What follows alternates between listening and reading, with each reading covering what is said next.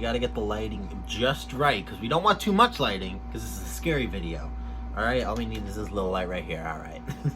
Yo, what's up guys, welcome back to today's video. Today I'm going to be reacting to Mr. Nightmare Mansion Horror Stories. Now, it's been a while. Mr. Nightmare went like 3 weeks without uploading. He was on a roll. He was uploading like once a week, sometimes twice a week, but now he's back to his original like once every 2-3 weeks he's uploading. He just uploaded Mansion Horror Stories. You know, I mean, I think it'd be hard for him to do horror stories because most of these guys get the horror stories like these these scary storytellers. They get their stories from Reddit. You know what I mean? And because of quarantine, not a lot of people have been doing much, so they're not going to get as many scary stories. So recently, I'd feel like more along the lines of more recent, it'd probably be harder to get horror stories, or maybe they're getting more because people are in quarantine. They're just dwelling on old horror stories and like, let me put it on Reddit, you know?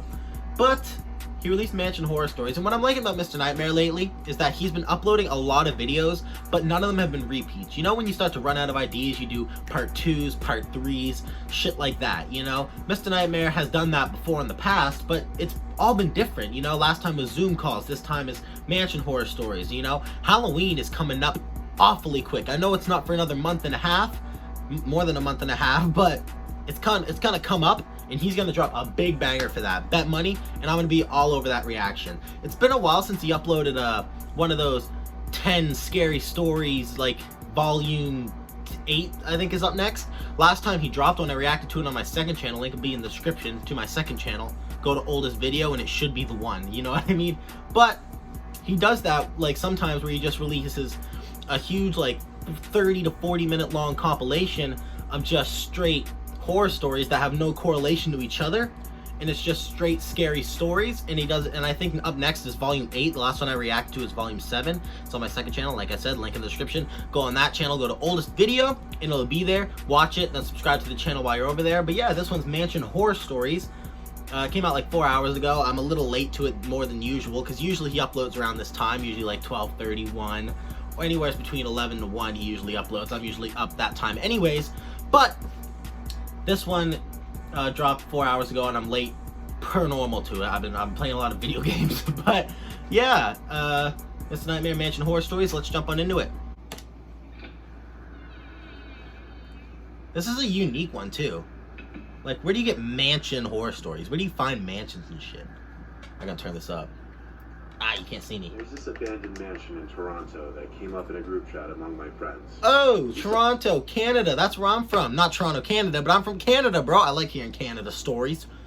I like when I hear about Canada. Do you ever get this way? It's fucking weird to me. But whenever I watch a TV show or a movie, and you know that the actor in it is from Canada or from your home country, not even your province or state, just from your country, you feel extra proud for them. You know what I mean? Like, there was this Fresh Prince of Bel-Air episode when Jeffrey was lost because he was in love and he was so distracted, and he was handing out things like he was handing out everything for a fish dinner, and then they were like, Jeffrey, where's the fish? And he goes, probably off the coast of Nova Scotia.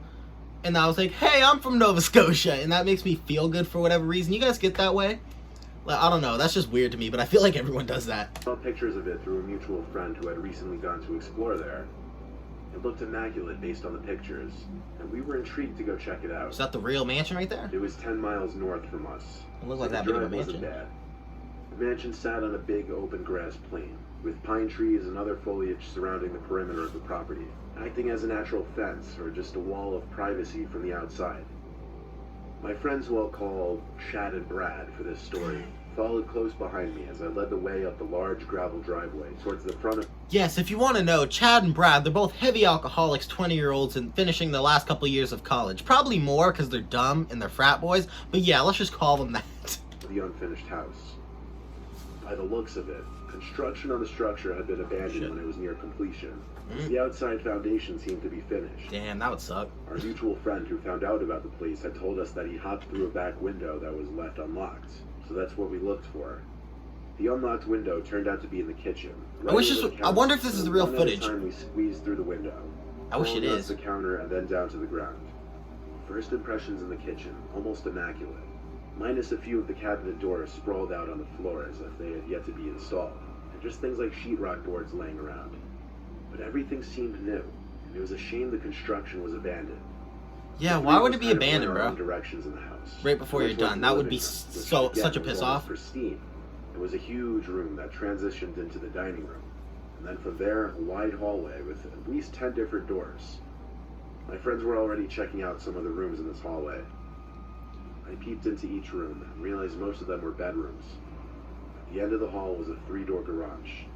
The last door in the hall before the garage was the basement. Hey, if you look at it on the bright side, maybe get someone to go finish it and that could be your new frat house. I called to Brad and Chad that I was checking out the basement. I got an acknowledgement from at least one of them. The basement had this bizarre spiral staircase, so when I got to the bottom, I couldn't even see the door at the top. Bro, why does everyone want to go to the basement?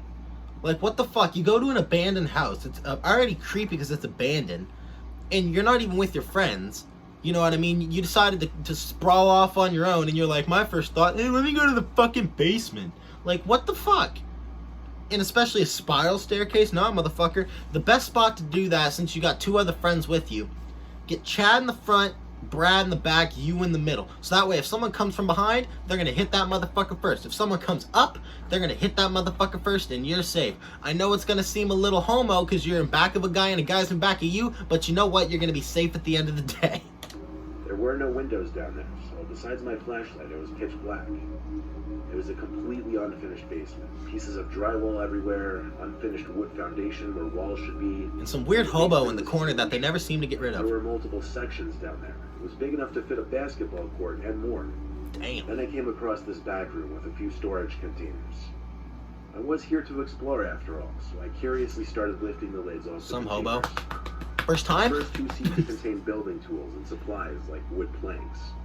Then I heard something from one of the other containers. It was like something caused the container to make a bump sound. Could it be an animal?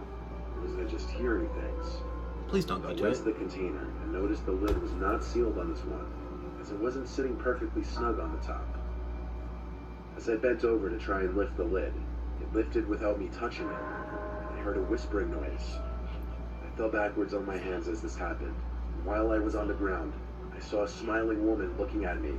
The only thing lifting the container up was her head. She looked at me, laughed, and said peekaboo, and she laughed some more. Bro, that's creepy. I don't like how I kept my room this dark for that. That's honestly like, ugh, that creeped me out. Imagine being dumb enough to go to the basement, first of all. And you see the fucking container. You hear it moving, like, lid's not secure on there. My first thought would be that there's someone in there, or someone trying to hide beside it, you know what I mean? Or someone like was fucking around with it and someone else is there. You know what I mean? That'd be my first thought. I wouldn't go the fuck over to it. You already made the dumbass decision to go to the basement by yourself. Now you're the one who's going to walk into a big old scarring, so I don't know why the fuck you want to do that. Imagine she lifted it up and the only thing that was lifting the lid was her head and he fell back, and then she's standing all the way up and the lid's just balanced on her head. She goes, hey, look, and she just keeps it fucking balanced on her head. Oh fuck, that's creepy though. The lady goes peekaboo and laughs and oh god. She's in the container though. Fight or flight. It's a little old lady. You know what I mean? Well, I don't know about old, but you know, middle-aged lady. Just go over there and kick the box or something. Start beating the fuck out of it. I ran to the top of the stairs, but the basement door was now locked. I banged on it for my friends to open it up. They were apparently messing with me. I heard creaks on the spiral staircase below me. I couldn't see her yet, but I could hear her laughing getting closer. She was mumbling incomprehensible things. Oh. I screamed at the top of my lungs to please help me, and Chad finally opened the door. I ran out and looked back for half a second, greeted by this ghostly, skinny figure of this pale woman looking up at me, almost at the top step. I slammed the door shut and locked it. Chad saw the woman too. We bolted for the front door. We didn't care about leaving it open. The 3 of us got to the edge of the property. Bro, as soon as I'm getting out of there, I'm chucking hands with Chad. I am chucking hands with Chad. They're like, oh my god, dude, are you okay? Yeah! Knock him the fuck out. I am throwing hands with Chad. You almost let me get molested by a fucking weird lady in a container. When I say let me the fuck out, it means let me the fuck out. I don't care if you're trying to play a prank on me, bro. I almost got ripped to shreds by a fucking grown exorcist lady. Oh my god. Oh, bro, I would have thrown hands with Chad. No way she's coming out into the sunlight. No way. She ain't coming out into the sunlight. So you have enough time to fight on the lawn or something. I'm throwing hands with Chad, you know, and then when it's over, I'm just not talking to him for the drive home. And then the next day we'll pretend like nothing happens. That's what guys do. They'll get into a full-blown fist fight. The next day they'll be laughing with each other. Probably happens within on the car ride home, laughing about it. Hey man, remember when you locked me in the basement and then we got out and fought on the lawn? Oh, crazy times. That's like 10 minutes after they just did it. You know what I mean? That's just the way guys are. After an hour of just sitting in my car thinking and talking, I agreed to go back inside and unlock the basement door. As scary as what I witnessed was, I didn't want to be responsible for someone dying down there. But when we got back inside, the basement door was wide open. I promise you we locked that door, so it made no sense. We once again bolted back outside. Why would you want to go back? And never return to that mansion again. Why would you go back? Yeah, it was locked and shit, and the creepy lady's still down there. But bruh, we don't want to be responsible for her death. Fuck her. She just creeped you the fuck out. What's she, useful to society? Yeah. Is she making such a big difference? Is she inventing Teslas with Elon Musk? No, fuck her. She's some creepy old lady that hangs out in a container in the basement. Does her life have purpose? My fucking god, her grandkids come to visit. Granny, can you move over? There's not enough space in this fucking container. Deal with it. Like, what the fuck? Do you think she's important? This sounds really offensive. When I was a very young kid, we lived in an upper middle class neighborhood. Lots of space between each house. All the houses on our street were very nice, but there was one abnormally large house. Bro, no cap. That looks just like a place down here in Nova Scotia. Where is that? My mom and dad went fishing down there. Fuck. It was in... Where was it? I can't remember where it was. I think it was in Canning. And it looks just like that. It's like some upper class, like, country club or some bullshit like that by a lake or camping area. And that's what the houses look like on the side, too. It was closer to a mansion. It sat right across the street from us, and my bedroom window could look across to the windows of the mansion. Since our street was incredibly low traffic, our parents let us play soccer in the street. So my two friends, Brian gotta play and road Steve, hockey. were playing soccer one sunny day. That's the shit. It was usually just the three of us, so we had this kind of free-for-all version of soccer that we made up. Eventually the ball was kicked onto the property of the mansion, so I ran over to get it.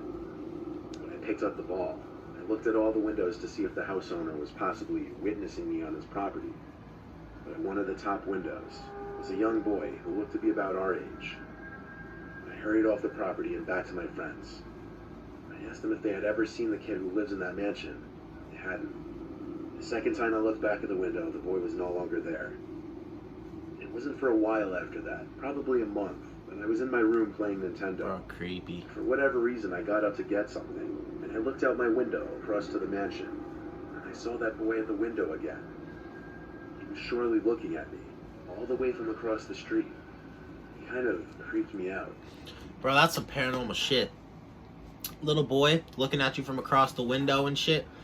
And he said that every time he always looks out his window to see if there's any, like, look at all the windows all the time. That's something paranormal that's drawing you to look at that window.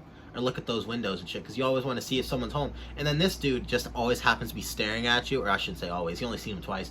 But seriously, that's some paranormal shit right there. No little kid owns that mansion. You know who's gonna wind up owning that mansion? It's gonna be some really old, like, I'm talking 95-year-old white lady that's brittle and her arms do this shit. And she can barely pick up a glass of milk or something, and she's like there trying to drink it, spilling it on herself. And she's got butlers all over the place to help her in and out of the tub. That's who fucking lives there. That's who owns places like that. That is probably some old, like, little kid from the 1800s who helped build the fucking thing, you know? And he's dead, so I'm like, let me chill in the attic for a little bit. I walked away from the window to ignore it. Why hadn't I ever seen that kid outside before? Come to think of it, why hadn't I ever really seen the owners of that house? I asked my parents about the boy across the street. It's abandoned. They said they were pretty sure there was no boy in that house. So the next time Brian, Zeke, and I were playing in the street, we were Just thinking Miss of Cheddar potential Bomb and her fourth fucking players little that had a whiny name. Chihuahua I had dog. an idea. I ran to the front door of that mansion and rang the bell. A 50-something-year-old woman answered. I I asked if her son wanted to play soccer with us. She looked at me puzzled and said, "What son?" I replied, "The boy who was always at the upstairs window." I can't describe the look on her face besides shock and fear. She asked me what the boy looked like. I just want to say real quick, I said 95, but I was decently close. 56. All right, and she's gonna say that it was like a dead grandkid or something. And after my best description, a tear rolled down her cheek. She put her hands over her mouth. She brought me upstairs to the room where I kept seeing the boy. It was a boy's bedroom. She showed me a picture of the kid and asked me if this was the boy I was seeing, and I said yes. She told me that was her 8-year-old son, Charlie, who died 10 years ago. That woman living there had been alone ever since she lost her son and husband. She believed what I said because I nor my parents would have ever had any way of knowing about her son. She didn't tell me or my parents what happened to her husband or son. As sad as this all was, it was still horrifying. There was one other time I saw the boy. I was in my room, months later, and I looked out my window to the woman's mansion across the street. There he was again, at the upstairs window. Wave at him. I could tell he was looking at me. I shut my blind with force and tried to forget about it. It still sends shivers up my spine when I think. Bro, he seems innocent enough. You know, that was the old lady, you know, and it's like an innocent spirit. It's a little kid. And he's all the way across there. Just wave at him. Just be like, "Hey, how's it going?" When you treat this is a lost spirit, all right? He's not dangerous. He's not scary. He's not one of those little creepy kids that run around your house and do the laughing and the wrecking or anything like that. He's in her house. He's just sad and lost. If you treat him nice, he will treat you nice back. Just give him a little wave. "Hey, how's it going?" Don't go up to the room and start playing with a Ouija board and summon the bitch with your eyes rolled back like, "Ugh." Just fucking give him a little wave every now and then. Make him feel better. That's a sad story though. I was that like 56-year-old woman and an 8-year-old kid. What the fuck? And then I realized that it was like, I realized that she's 56. He died 10 years ago. She would have been 46 when he died, and then it would be 46 minus 8 would have been like what 38. She would have been 38. So that's like a decently right age to have him, but still that's sad and creepy. I was once hired to house sit for a friend of a family friend who was going away for a week. Bro! In this case, I should call it mansion sit because the family was absolutely loaded. And the mansion sat on the rich side of town in front of a huge lake. I was 21, and it just seemed That's like a a nice cool job to fucking have house. for a week. The family's one rule. We'll pay you was to $1,000 a throw no day. parties and We no wipe our more than asses 2 with those. guests at any time. Yeah. That's how Even they that laugh. I thought was generous of them. The father's name was Benjamin. And that's the only name you need to know. Of course it was. Ben left me a list of things to keep track of every night, which included feeding the 2 cats and 2 parrots, watering the plants, among other things that really won't contribute to the story. The house was a half hour from home, so instead of just driving there and back every day, I opted to just sleep in one of the guest bedrooms. which It's they gonna offered get free robbed while after he's a while. there. That's my type of luck. First day there, I got there very late, so it was a short one that got me kind of warmed up for what to expect the week ahead of me. After doing the insignificant amount of morning chores, I hopped in the pool they had in the backyard. The pool literally overlooked a gorgeous, tranquil lake, and even with the thought of getting to enjoy this unbelievable house for a week, I was still incredibly jealous. As I was in the pool, I noticed through the giant floor-to-ceiling windows to the living room somebody walking inside. I jumped There out it of the is. pool, freaking out. I ran to grab the towel and dry myself for a second before storming inside yelling, "Excuse me."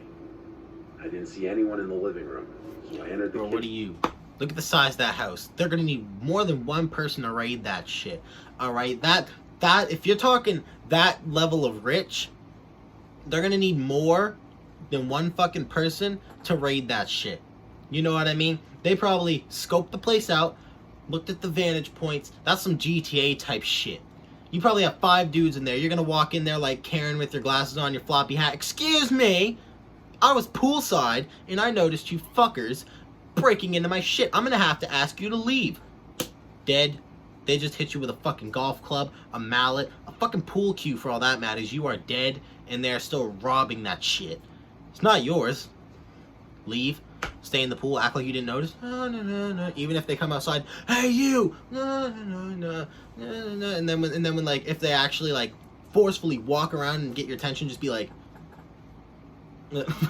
act like you're deaf or something like that, just to make sure that they don't hurt you. Act like you don't know what the fuck is going on, or you know what I mean. It's not your house.